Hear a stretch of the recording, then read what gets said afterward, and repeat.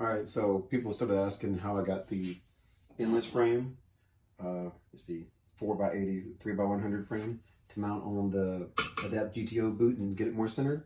Let me show you how I did that, plus give you a couple of math problems I've been playing with a variety of frames to kind of figure all that out. So on the Adapt boot, you have the 195 and 165 mounts. You can kind of see because I have it, marked. There's the 195, there's your 165. Note this 150 though, it's kind of key to this. So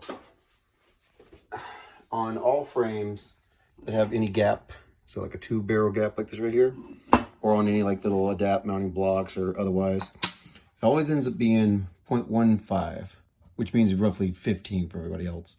So when you do the numbers, you have 195, which is like all your 4x110 race frames, 165, which is pretty much most, rec style frames across the board. Then you have the 150, note that part. And then you have 142.5, which is Trinity. It's a weird random thing all by itself. But the key is getting in between these numbers. So like you have 180 over here. Rollerblade offered a 180 frame at one point. Not sure why, but they did. But it's that difference. So when you have, that's the 15, you can see that it's just 50 plus 15 equals 65, plus 15 equals the 180, plus 15 equals the 195. So every time you're changing it, it's changing it by either the 1.5 or 15, depends on which one you want to use. All right. So when I put the Adapt GTO together, I ended up making, this is the original adapter piece that came with it. I ended up making my own adapter blocks. They're a lot thicker. I also threaded all these holes. I ended up stripping out one of these holes, the whole long thing. But so I made these blocks so that they'll mount in to this, and then they screw into the Trinity, or screw into the Quattro, and I can screw into this block instead of having to screw into the boot itself. However, if you look at this one, I figured out that if I take this block, I can flip it around. Shout outs to my boy Sonic up in New York. This is actually kind of related to an idea that he had about making this ultra super mounting system deal, but it's similar. So when you look at where the bolts now are, so that would be my 195, this would be my 165. I've now made a 150 just because I've now added technically a third hole in this line.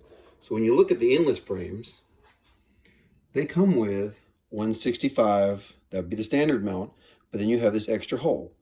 I actually don't know why they offer this extra hole, other than the fact that you can kind of shift them and mount them around. So you have an FR boot and they have all the holes you could possibly want on the bottom, but you can actually use this one and this one, making it a 150 style mount.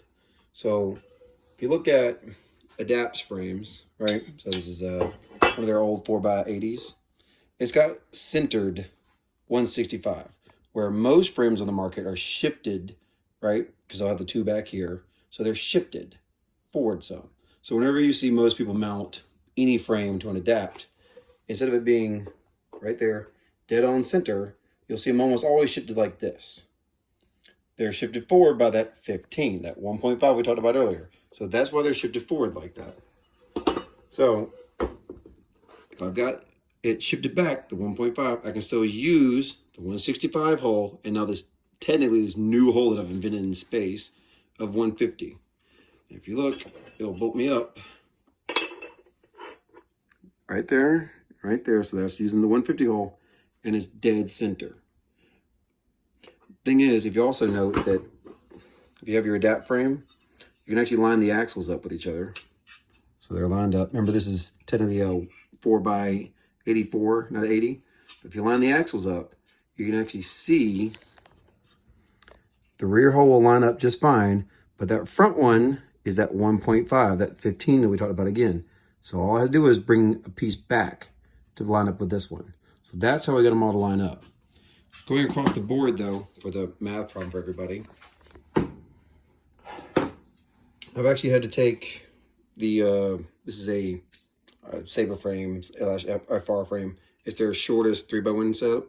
I actually had to take and drill an extra slotted hole to give me that shift back effect that we keep looking for. Same with, if you have one of the FR frames, any of their 80s nowadays, these are all the slots. This is what I'm talking about, the rear bias towards them. So if you take, once again, the axles, so this is 4x80 and 4x80, take the axles, line them up. You can see clearly that right here would be the Adapt ones. They'll line up with the center line of this one. You see that? So this is why these are center, or they call it on center, versus everybody else has a more rear shift to it because of where the mounting blocks are. A lot of times you'll see on the boots, like right here will be the mounting block, and up here is like where the other mounting block kind of slopes down the boot. On their boots, they leave this block exactly where it is mounted in the boot, and they'll shift this block forward in the hard molds that come from the factories. Because it's easier to keep this all in one piece because there's so much more material back here, and move this one around. To just finish off the explanation and stuff, you can actually see, so this is a 195, this is the old FR/Seba race frame. You can actually see the on center again, so roughly estimated that. You can still see that it sends it in the center of this frame once again. So the on center is more akin to the 195 than it is to the 165. And to just show how random other frames are, this is a rollerblade 3-wheel drive frame. It's like one of the most popular 3x110 setups. Great urban setup, actually. But you see, though, there's an extra hole here in the front. These two holes in here. This is 165. Like I can prove with a little, once again, handy ruler here. So that's 165 dead on. That actually doesn't equal anything on my rule at all. It's a 185. So once again, completely random, extra holes in there. We're all shifting around.